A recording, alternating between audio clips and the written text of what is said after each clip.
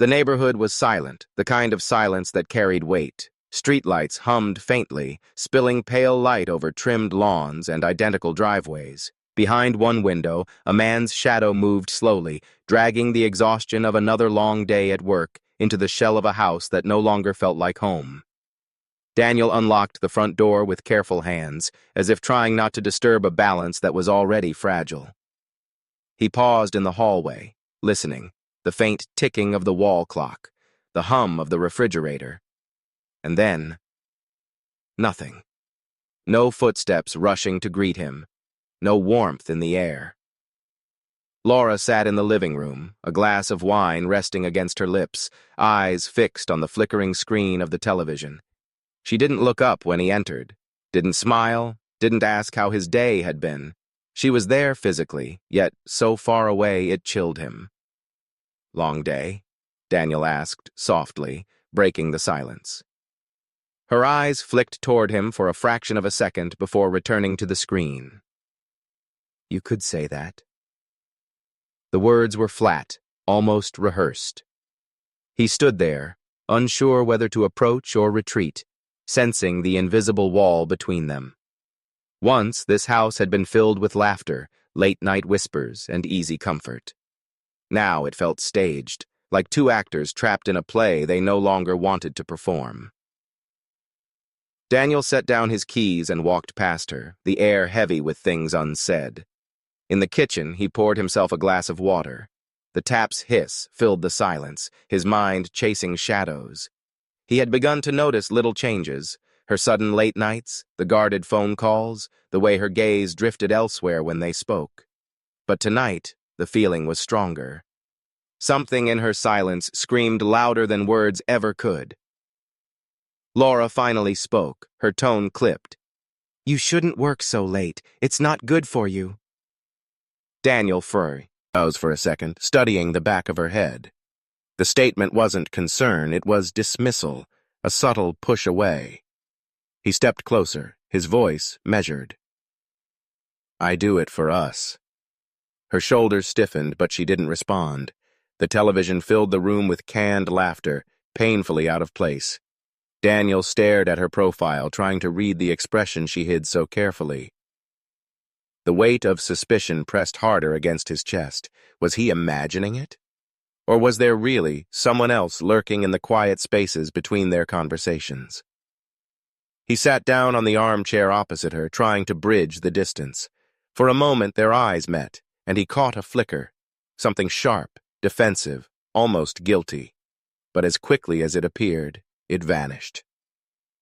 Daniel swallowed the bitterness rising in his throat. He wanted to ask. He wanted to break the silence and force the truth out, but fear of the answer, held him back. Instead, he leaned back into the chair, listening to the laughter track echo through the room. The clock struck midnight. The sound was louder than usual, as if warning him that time was running out. Laura finished her wine, set the empty glass down, and rose without a word. She disappeared into the bedroom, leaving Daniel alone in the dim light. He sat motionless, staring at the doorway where she had stood, his heart caught between love and suspicion. Something was slipping beyond his reach, and he didn't know how to hold it anymore. The silence returned, heavier than before, wrapping itself around him like a shroud. And in that silence, Daniel knew this was only the beginning. The next morning arrived with sunlight bleeding softly through the blinds, but it did little to brighten the heaviness that clung to Daniel. He moved through the house quietly, the way one does when they fear disturbing something fragile. The silence of last night lingered, sharp and unresolved. Laura was at the kitchen counter, dressed in a simple blouse, her hair tied neatly back. She was scrolling through her phone, her expression unreadable. Daniel watched her for a moment, his chest tightening with a sensation he couldn't quite name, half longing, half suspicion. "Morning," he said, his voice tentative. "Morning," she replied, not lifting her eyes from the screen. Her fingers moved quickly, too quickly, typing something before locking the phone and sliding it face down on the counter. The gesture was small, almost invisible, but it pierced Daniel like glass cracking under pressure. He forced a smile, poured himself coffee, and sat across from her. "What's on your schedule today?" he asked. Laura finally looked up, her lips curling into a faint, tired smile. "Just errands, groceries, maybe a stop at the gym."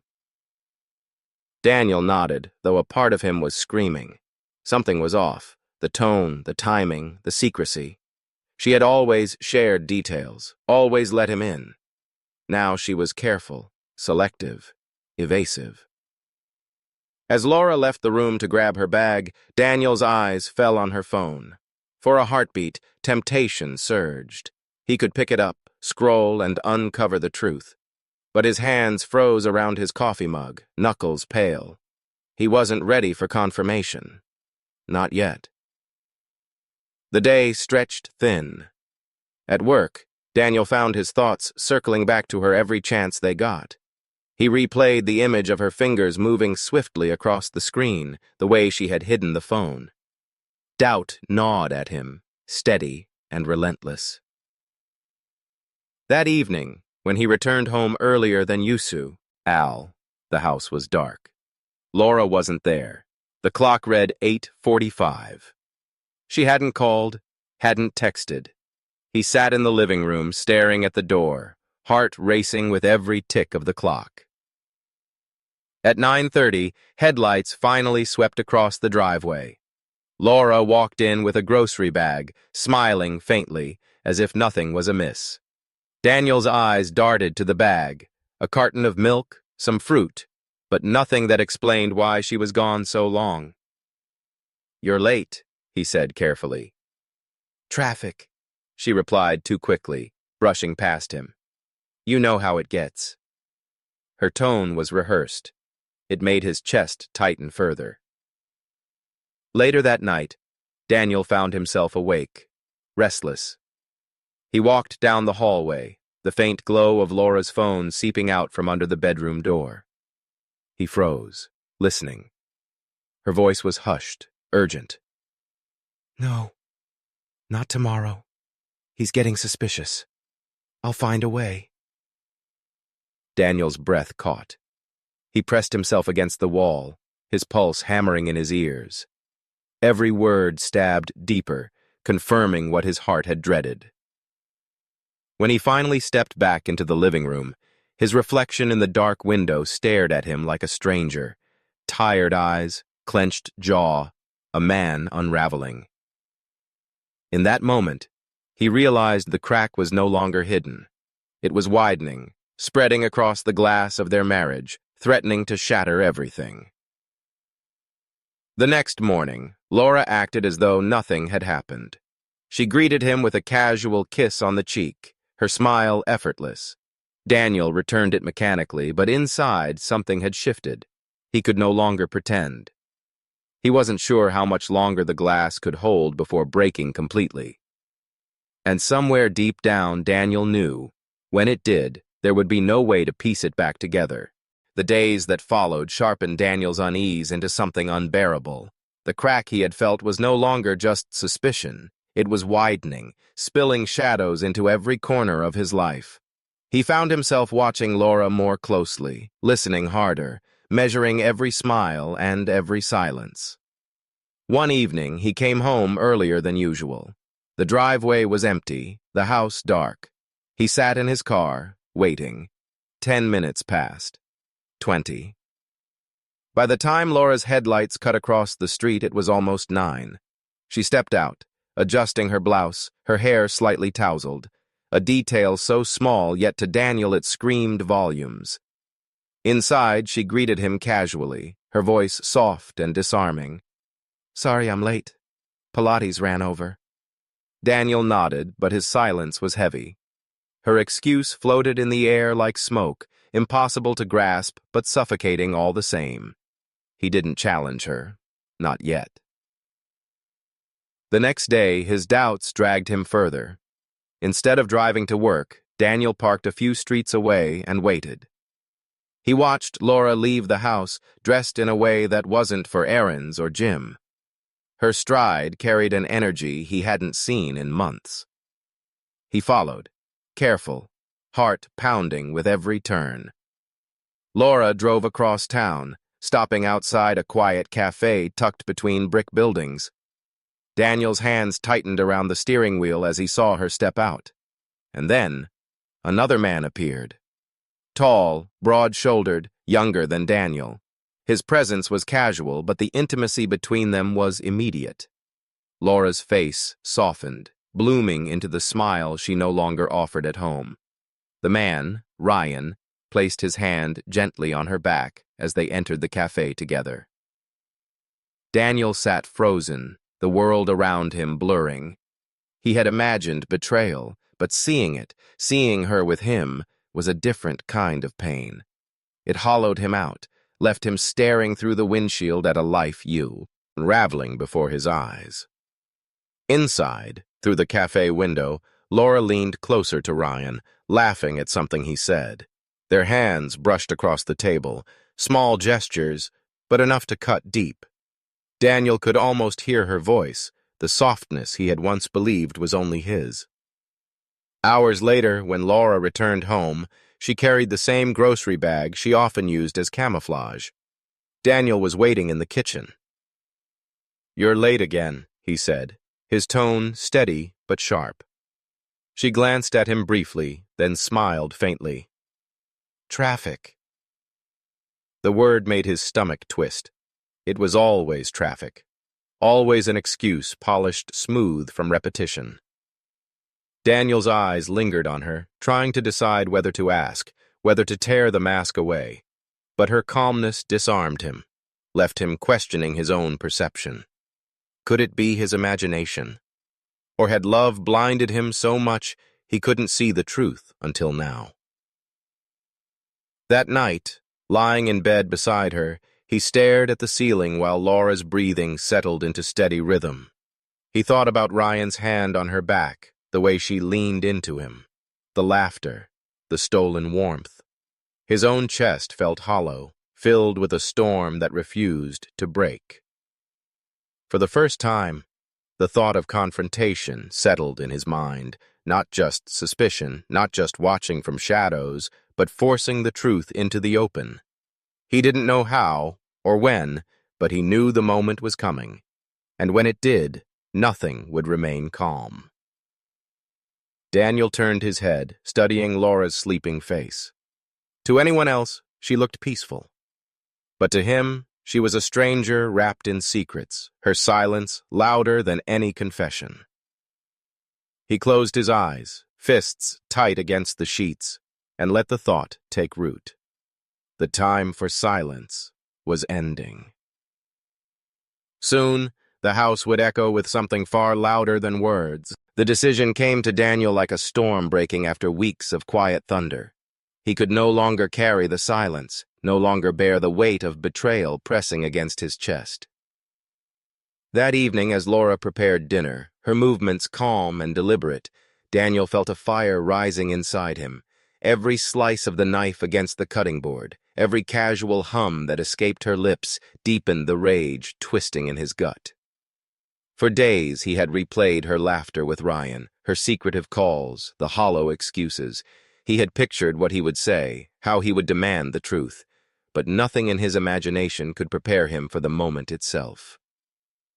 Laura set 2 plates on the table and smiled faintly. "You're quiet tonight." Daniel's eyes locked on her. "Where were you today?" She froze, only for a second, then sat down across from him. "The gym. Why?" Her voice was smooth, but the pause betrayed her. Daniel leaned forward, his words low and heavy. "I followed you." The smile on her face faltered, replaced by a flicker of alarm before she masked it. "Daniel, you're being paranoid." "Don't lie to me." His voice cracked, sharper now. "I saw you. With him." The silence stretched. Laura's fingers tightened around her fork. Finally, she exhaled, almost laughing, though the sound was hollow. "So what if you did?" Maybe I wanted more than a husband who's never home. Maybe I wanted to feel alive again. Her confession cut deeper than the sight itself. Daniel felt something inside him collapse, leaving only raw fury. After everything, after all we built, you throw it away? Laura's eyes hardened, her tone dripping with contempt. You built nothing, Daniel. You buried me in your work, in your endless hours away. Ryan sees me. You never did. The words shattered him. He stood, chest heaving, his vision swimming with rage. But before he could speak again, Laura's hand moved swiftly beneath the table. The metallic click echoed like thunder. Daniel froze as she raised the gun, her hand steady. Laura, his voice was barely a whisper. What are you doing? Her eyes glistened, but her expression was cold. You weren't supposed to find out. You weren't supposed to interfere. I can't let you ruin this for me. The world seemed to tilt. Daniel took a step back, hands raised, disbelief coursing through him. You're not serious. The answer came in fire and thunder. The first shot tore through his shoulder, knocking him against the wall. Pain exploded, searing, blinding. He gasped, clutching the wound, eyes wide with shock. The second shot ripped into his chest, driving him to his knees. The taste of iron filled his mouth. Laura! He cried, his voice breaking. Please! Another shot, then another. The house filled with violence, the smell of gunpowder choking the air. Each bullet was a betrayal, each echo a final judgment. By the sixth, Daniel collapsed fully, his body trembling, vision fading to darkness. Laura stood over him, the gun shaking now, her breaths uneven. For a moment, her face flickered with something, fear, regret, or perhaps only calculation. She dropped the gun onto the floor, the clatter sharp in the silence that followed. Daniel's world narrowed to fragments, the faint hum of the refrigerator, the shadow of her figure retreating, the copper scent of blood pooling beneath him. His chest rose in shallow gasps, his body screaming in agony. He thought of the life they had built, of laughter now buried under lies. He thought of Ryan's hand on her back, of her smile that no longer belonged to him. And he thought of death, how close it hovered, how it wrapped itself around him like a cold blanket. But somewhere, buried beneath the pain, another thought flickered. Survival. His eyes fluttered, heavy with darkness. His hand reached out weakly, brushing against the cold tile floor. He could hear Laura's footsteps retreating, the slam of the front door, the hollow silence she left behind. And then, nothing. The night swallowed him whole. Yet fate, in its cruel design, would not let this be his end. Because Daniel, the man shot 6 times by the woman he once loved, was not destined to die on that kitchen floor. His story was only beginning. The world returned in fragments, flashes of white light, muffled voices, the sterile sting of disinfectant. Daniel opened his eyes to a ceiling blurred by pain. Tubes snaked from his arms, machines hummed beside him, and every breath was a reminder of bullets that had torn through his body. He wasn't dead. Against all logic, against every drop of blood that had soaked into the floor of that kitchen, he had survived. Mr. Carter? A nurse leaned over him, her expression a mix of awe and caution. You're awake. You're safe. You're in the hospital. Safe.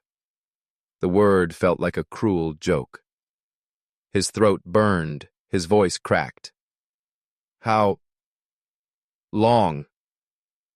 2 days. You've been in and out. It's a miracle you're still here.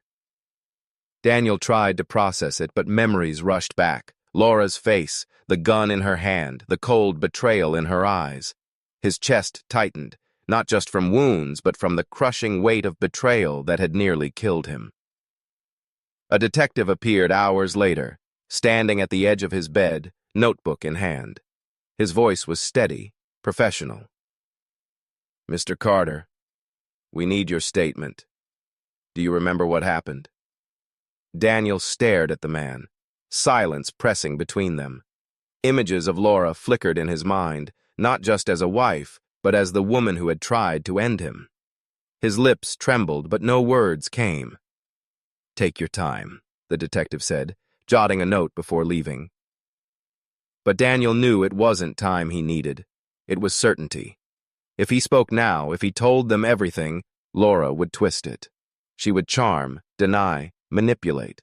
And Ryan, her shadow, would back her. The thought was unbearable.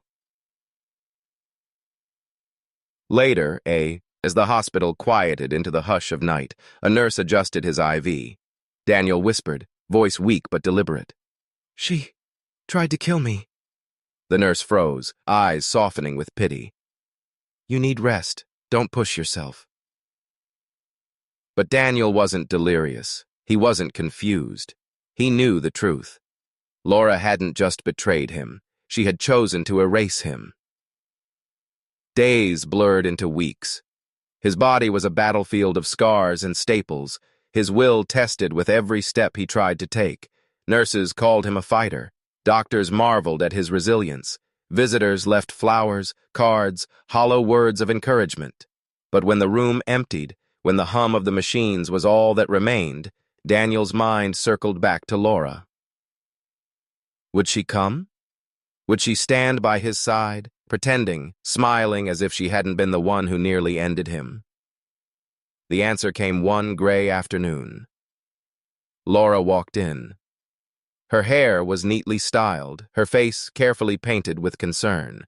She set a bouquet of lilies on the table beside him and leaned down, her voice dripping with tenderness. "Daniel, I was so worried." He stared at her, hatred and disbelief swirling in his chest. His lips parted, but no words came.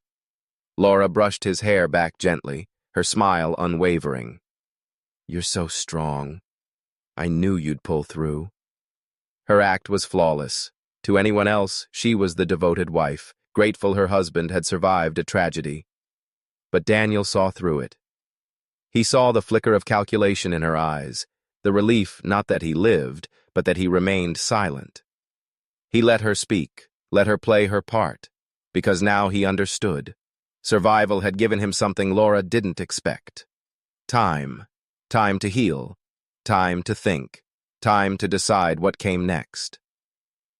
That night, as the machines beeped steadily beside him, Daniel whispered to himself, his voice hoarse but resolute.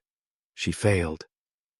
His eyes closed, but sleep didn't bring peace. Instead, it brought clarity. He was not the man Laura had tried to kill.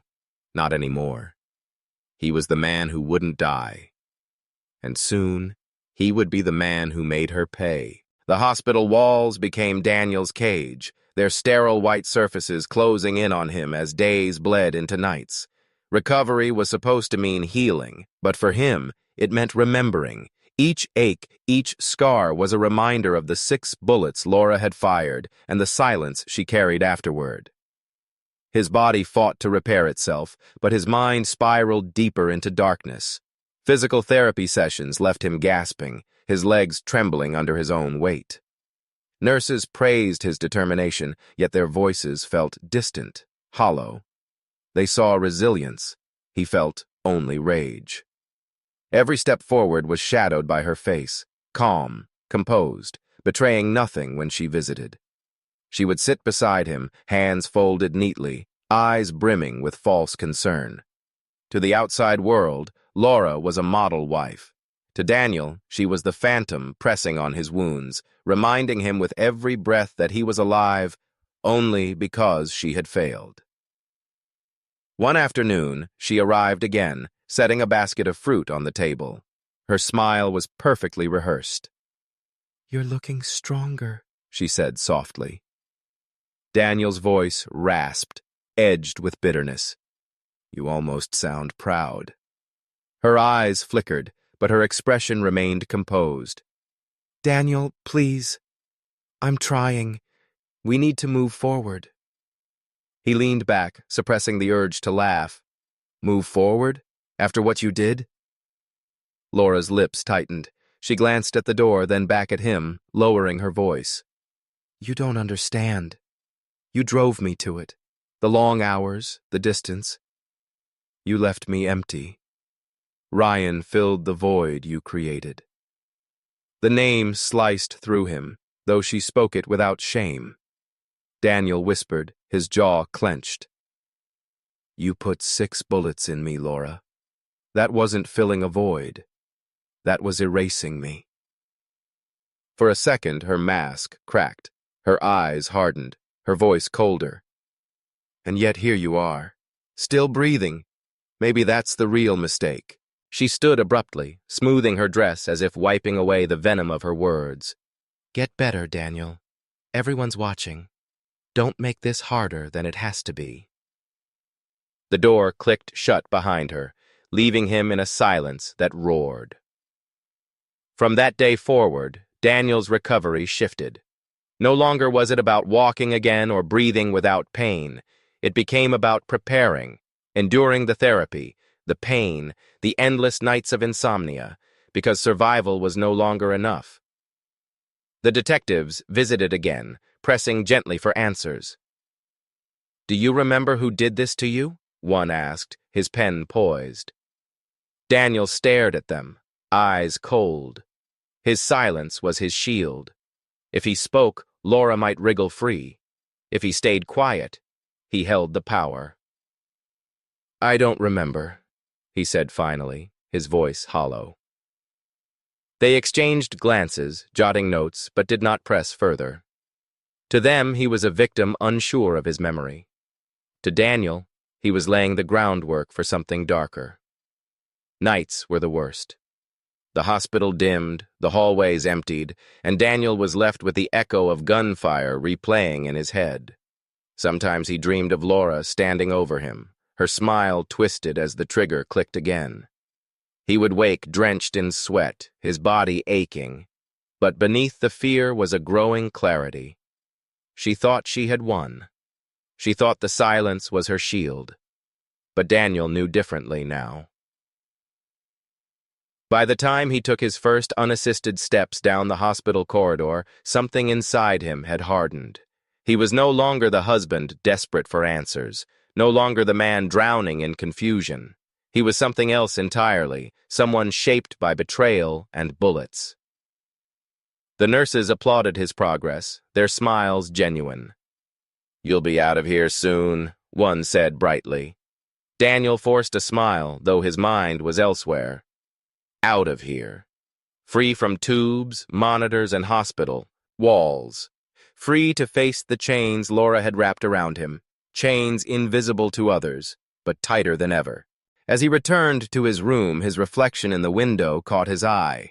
Pale, scarred, tired, but alive. The man staring back was not the same one who had walked into that house weeks ago. He whispered to himself, the words steady, certain. She won't win. And with that, Daniel understood. Recovery wasn't about healing. It was about sharpening the shadow of what he was becoming. The day Daniel left the hospital should have felt like triumph. Doctors called it remarkable, nurses whispered about resilience, and his discharge papers read the word recovered. But as he stepped into the daylight, cane in hand, bandages hidden beneath his clothes, Daniel didn't feel free. He felt tethered, every scar a reminder that the battle inside him was far from over.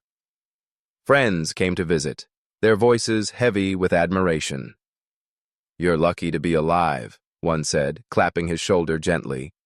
Another whispered, a second chance, don't waste it.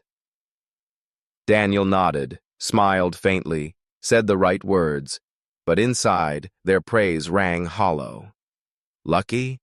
No. Luck had nothing to do with survival. Survival had been forced upon him, carved into his flesh by 6 bullets and the woman who had fired them. At night, alone in his house again, freedom became suffocating. Every room echoed with memory, the clatter of dishes, Laura's laughter, the thunder of gunfire. The silence pressed against him, darker than the sterile quiet of the hospital. He walked through the rooms like a ghost, his cane tapping against the floor, his reflection fractured in every mirror. One evening, Detective Harris returned, his notepad in hand. "Mr. Carter, it's good to see you home. But we still need your statement. Someone shot you 6 times. Whoever did this is still out there." Daniel's lips curved into a bitter half-smile. Out there. As if Laura were some faceless intruder. He shook his head slowly. "I don't remember. Just flashes. Pain, then nothing."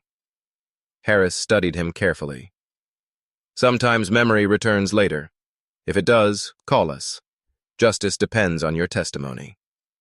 Justice. The word twisted in Daniel's chest. The law couldn't touch Laura. She had crafted her mask too perfectly, played the loving wife too convincingly. Without proof, there would be no handcuffs, no trial, just her smile, cold, triumphant. When Harris left, Daniel sank into the armchair, his body aching. He thought of Laura's visits, her calculated tenderness in the hospital. She was free, walking the world without shame, while he carried chains only he could feel. The phone rang. He hesitated, then answered. Laura's voice slid through the line, smooth as silk. "Daniel, I heard you're home. How are you feeling?" His grip tightened on the receiver. "Alive." "Good," she said softly. "That's all that matters. We can still fix this. You and me." Daniel let the silence stretch. His heart pounded, his jaw clenched. Finally, he spoke, voice steady, controlled. "You should have finished what you started." There was a pause, a breath caught on the other end. Then Laura's voice, lower now, laced with warning. "Careful, Daniel. Words like that can be dangerous." The line went dead. He sat there, the dial tone buzzing in his ear, fury simmering beneath his skin. She still held the power, still played the game as if she were untouchable. On paper, he was free. In reality, he was shackled, to scars, to memories, to her. The days that followed blurred into ritual. Daniel forced his body through stretches and exercises, each movement feeding the storm inside him. Neighbors waved, offered polite condolences. He nodded back, but his eyes were elsewhere, searching for shadows. One night, standing by the window, he saw Laura across the street, her car idling, headlights dim. She sat behind the wheel, watching his house. When their eyes met through the glass, she smiled before driving away. The chains around his chest tightened. She wasn't just living freely. She was reminding him she still controlled the narrative. To the world, she was innocent. To him, she was a predator circling her prey. Daniel whispered into the darkness, his reflection staring back with hollow eyes. "If she wants a predator, I'll show her one." For the first time, the thought didn't terrify him. It steadied him. His freedom was only on paper, but soon he would break the chains she had wrapped around his flesh. Daniel had once been prey. Lying on the floor in his own blood, gasping for life, he had felt the world narrowing into a tunnel of pain. But that version of himself no longer existed. Now, as he stood in the shadows of his bedroom window, watching Laura's car glide past his house for the 3rd night in a row, his gaze sharpened. He didn't see his wife. He saw a predator, and he realized predators could be hunted too. Days blended into nights as Daniel began to study her patterns. His recovery had given him discipline. The rage inside gave him purpose. Laura's routines revealed themselves with a precision that almost mocked him. She left her home every morning at 8, always dressed immaculately, her heels clicking like a metronome of control. She met Ryan at a cafe downtown on Thursdays, her smile reserved for him, her laughter spilling like a private melody. Daniel sat in his car across the street, engine silent, scribbling notes in a worn notebook. The handwriting was jagged, uneven, but the words were clear. Thursday, 2 hours. Cafe. Him. The longer he watched, the more he realized Laura was no longer hiding. She flaunted her affair like a dare, confident in his silence, convinced he was too broken to fight back. One night, as he sat parked near Ryan's apartment, the thought pressed itself into Daniel's mind. He was no longer simply observing. He was stalking, he muttered under his breath, almost testing the words. Predators watch, hunters strike. The words felt strange at first, then natural, then inevitable. When Laura entered Ryan's apartment, Daniel's grip on the steering wheel tightened until his knuckles whitened. His body trembled, not from weakness, but from the urge to act. He imagined bursting through the door, confronting them both, ending the masquerade. Yet he didn't move. Not yet. Timing was everything. 2 days later, Laura confronted him again. She appeared at his house, her perfume filling the air as she stepped inside uninvited. "You've been quiet," she said, her tone carefully measured. Daniel studied her. Her beauty was still there, sharp, controlled, deceptive. But beneath it, he saw something else now. The cracks. The twitch in her jaw when silence stretched too long. The slight dart of her eyes toward the window, as if to check if anyone was watching. "You're following me," Daniel said flatly. Laura's lips curved, but her smile didn't reach her eyes. "Don't be paranoid. You should focus on healing, Daniel, not fantasies."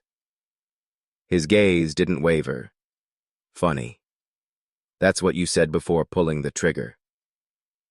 Her mask slipped for just a heartbeat.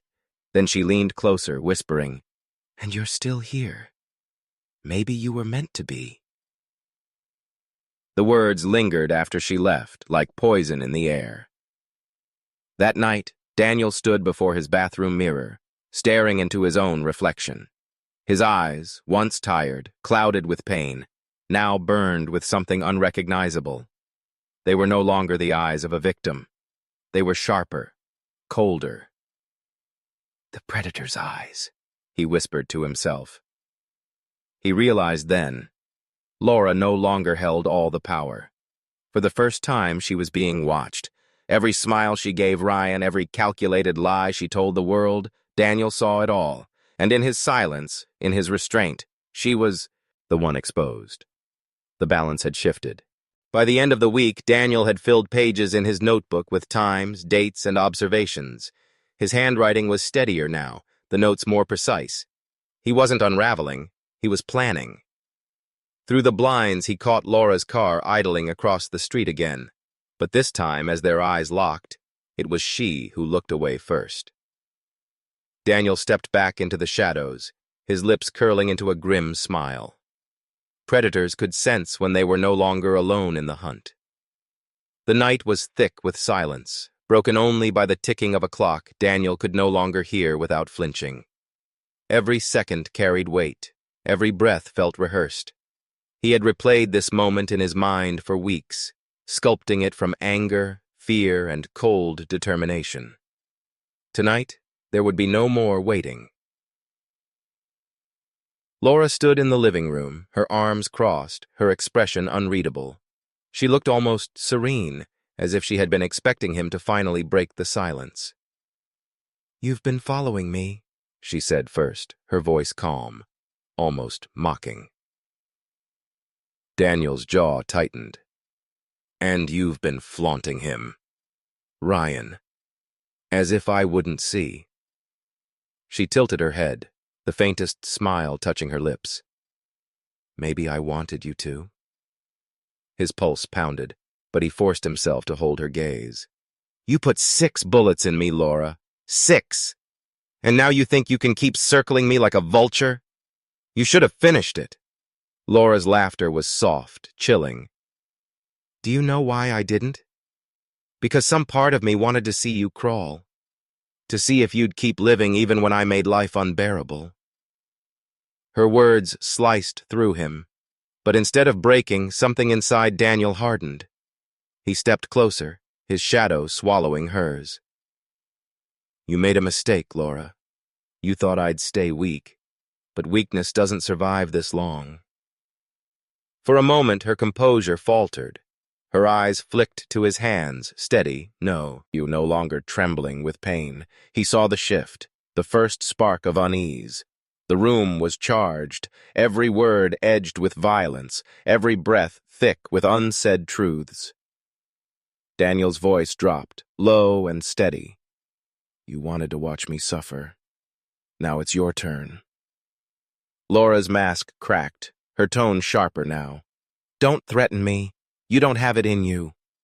He leaned closer, their faces inches apart, his whisper colder than any scream. "That's where you're wrong." For the first time, Laura stepped back.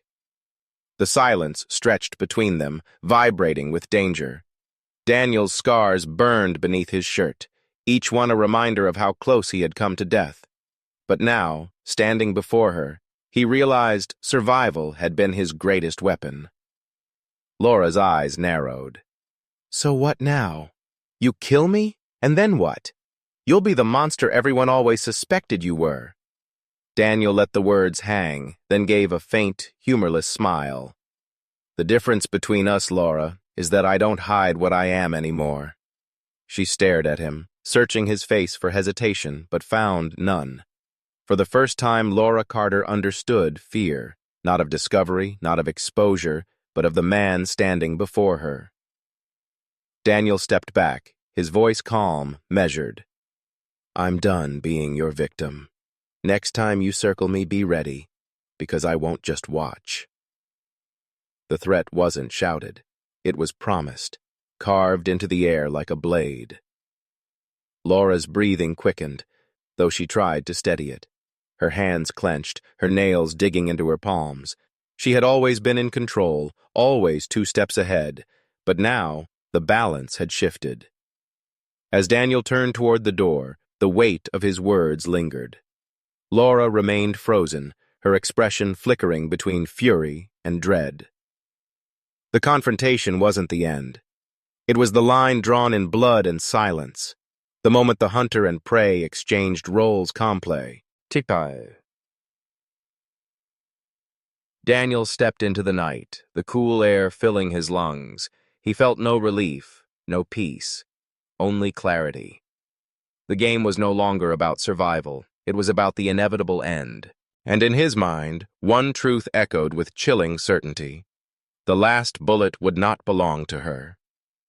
The night had fallen heavy, pressing against Daniel like a living thing. Every shadow of his house seemed sharper, every creak of the floorboards amplified, echoing the rhythm of his heart. Months of planning, observation, and restraint had led to this night. The house was quiet, Laura asleep somewhere upstairs, her guard lowered by false confidence. Daniel moved carefully, cane replaced by steadier hands gripping a small handgun.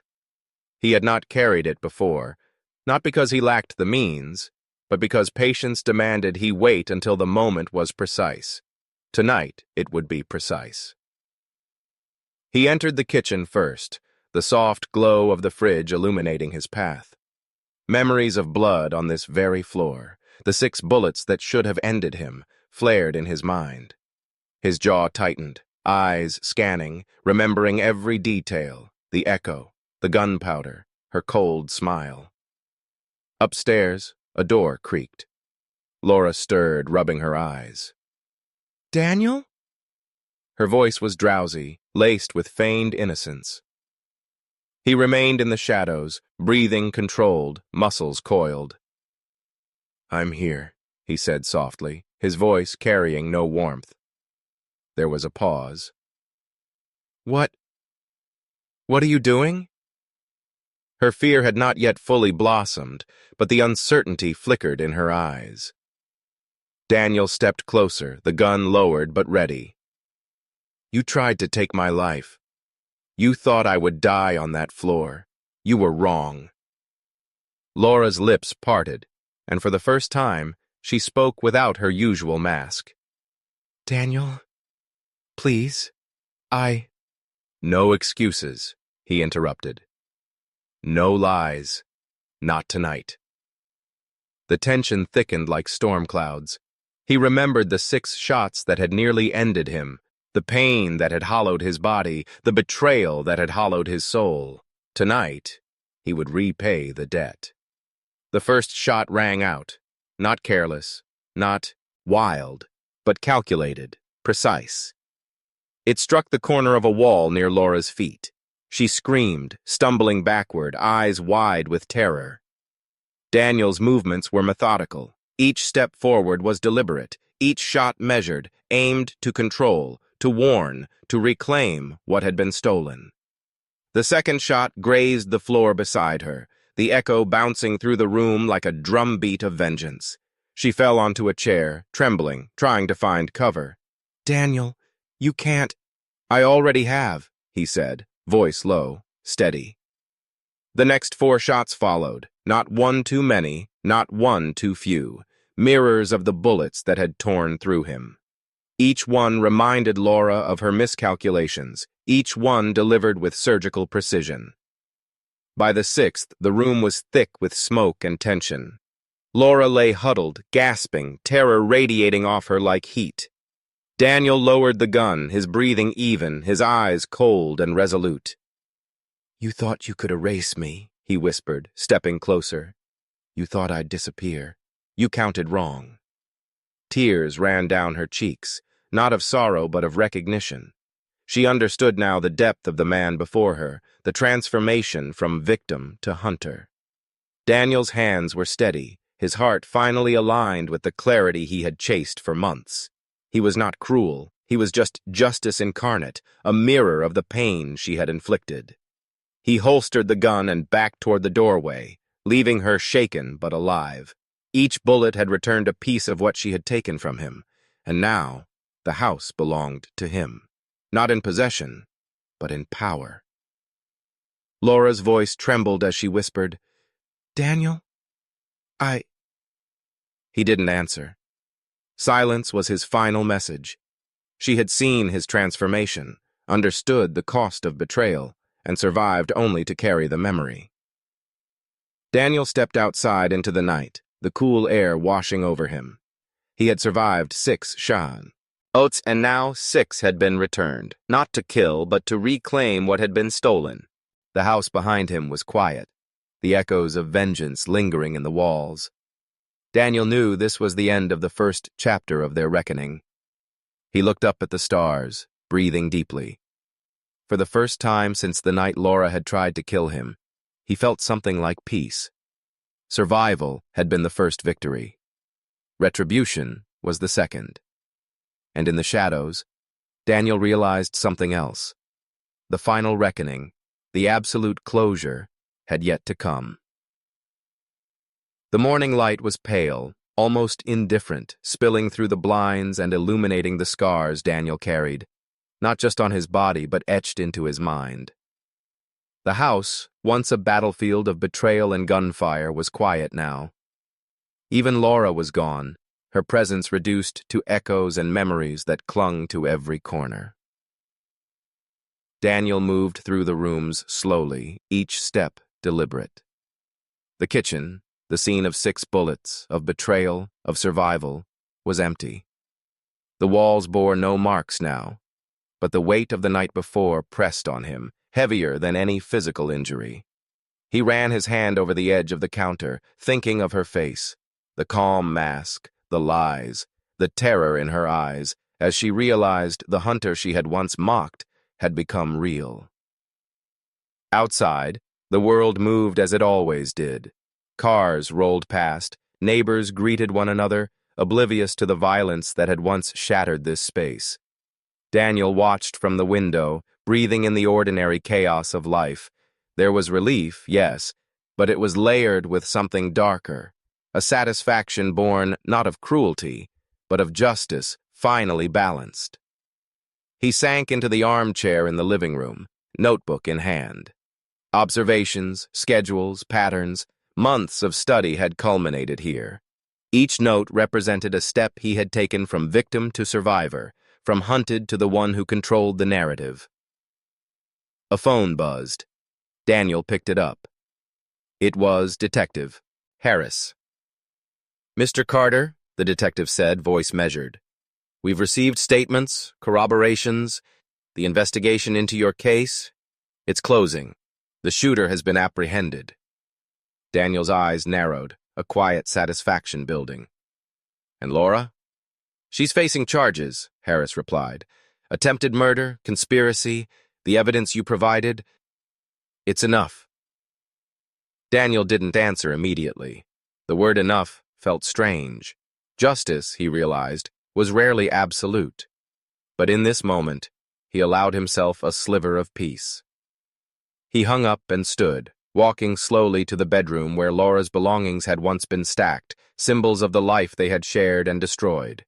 He ran his fingers over the dresser, imagining her absence, the absence of betrayal, the absence of fear. For a long moment he closed his eyes. He could still see her smile, still hear the echo of her voice, still remember the cold touch of her gun. But each memory now carried a distance, a clarity that dulled the pain. Outside, sunlight warmed his face.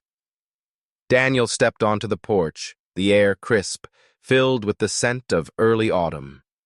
Freedom, real freedom, not just survival, felt like a fragile gift, something earned through endurance, strategy, and resolve.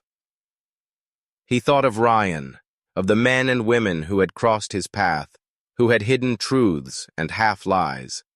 Each had played a part, knowingly or not, in the story that had led him here.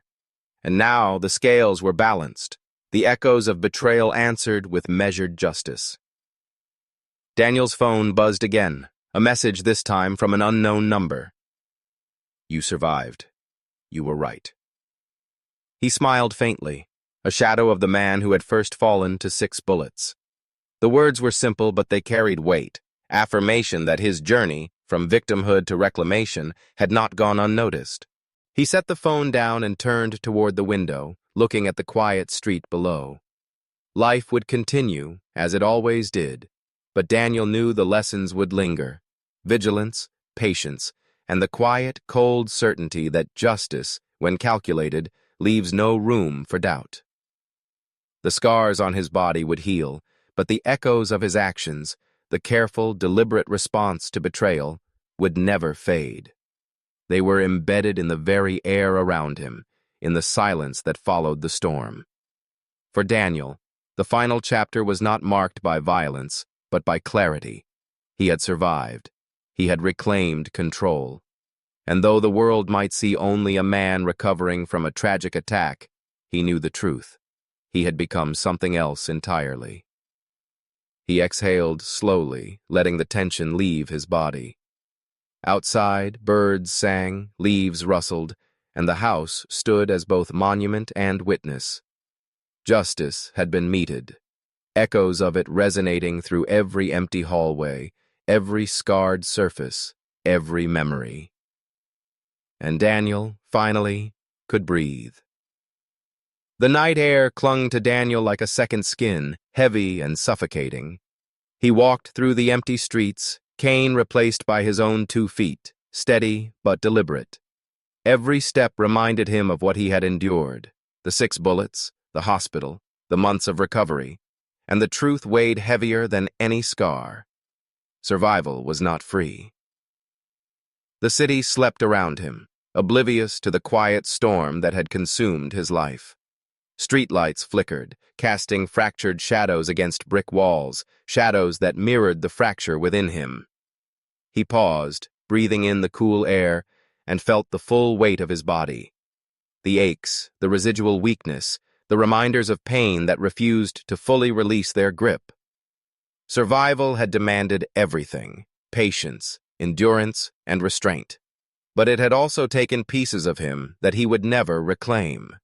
His trust had shattered, replaced by a vigilance sharper than any weapon. His love had decayed into suspicion and fury. The man who had lain on the floor in his own blood was gone. In his place stood someone altered, reshaped by violence and betrayal. He thought of Laura. She was still out there, facing the consequences of her actions, yet untouched by the scars he carried. The law could confine her body, but it could never erase her influence, never undo the emotional carnage she had wrought. And Daniel understood, with a hollow clarity, that survival did not erase pain. It merely postponed its reckoning. A soft rustle from a nearby alley made him stiffen. For a moment he imagined it was her, coming to mock, to threaten, to test him. But it was only a stray cat, its eyes glinting in the dim light. He exhaled slowly, letting the tension drain slightly, but the lesson remained. Vigilance had become second nature. Daniel reached a small park bench and sat, Kane resting beside him. He pulled out the notebook he had carried for months, filled with meticulous notes, observations of routines, patterns of deception, schedules of encounters.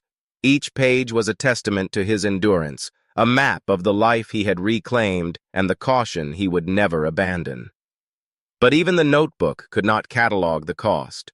The nights spent in darkness, the endless replaying of her face, the haunting echo of the gunshots that had nearly ended him. Survival had given him a second chance, yes, but it had also chained him to the past, forcing him to live with the weight of knowledge, the precision of memory, and the cold, unyielding desire for justice. His phone buzzed in his pocket. A message from Detective Harris. "She's in custody. Case is closing. You've done your part." Daniel stared at it, his thumb hovering over the screen. The world believed the nightmare had ended, that justice had been served. Yet he felt only the quiet reminder that survival is not synonymous with closure. To survive is to endure, but to live fully after betrayal is to accept a debt that never fully disappears. He typed a reply, "Not over yet," and he didn't send it. It wasn't a threat, it was a recognition. Survival had earned him something precious: time. But that time came with a price, a constant tension between freedom and memory, between moving forward and remembering what had nearly destroyed him. The wind picked up, scattering fallen leaves across the path. Daniel watched them swirl, realizing that, like the leaves, he too would be marked by this storm forever. The bullet wounds would heal, the legal battles would end, but the echoes of betrayal and survival would follow him, shaping every decision, every glance, every heartbeat. He stood, cane in hand, and walked toward the city lights. The pain lingered, but so did resolve. Survival had changed him. It had sharpened his mind, hardened his body, and clarified his purpose. Yet it had also extracted a toll invisible to the world, a toll that only he could bear, a burden he would carry long after justice had spoken. And in that quiet realization, Daniel understood the truth of his journey. Survival is never free. Its price is etched in scars, in sleepless nights, in the cold clarity of knowing what one has endured. He had survived, and that survival demanded everything he had left.